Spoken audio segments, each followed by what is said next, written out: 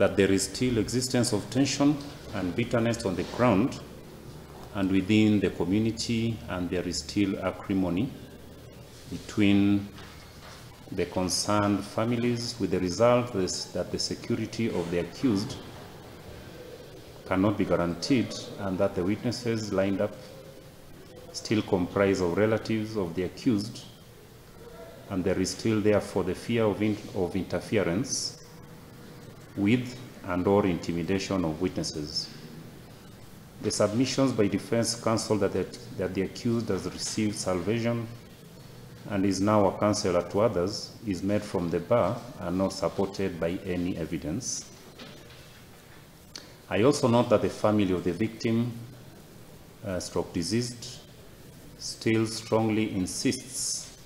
that the accused continue being confined in custody until conclusion of the trial. More importantly, the report does not recommend release of the accused on bail.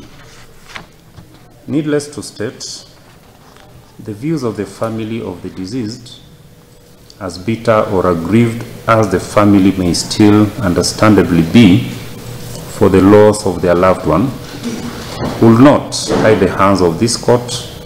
in making an independent decision devoid of emotions, since the accused is still presumed innocent until proved otherwise. Having stated so, and despite there being no demonstration of any material change of circumstances, I still feel that having been in custody for about 2 years, the accused ought to now be allowed his liberty.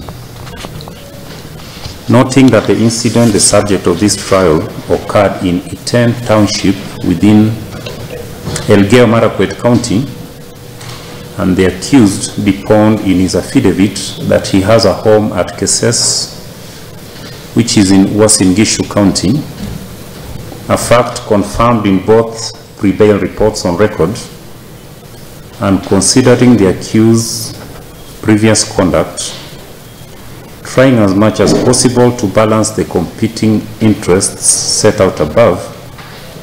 I admit the accused to bond on the following terms and conditions to be in place throughout the period of the trial.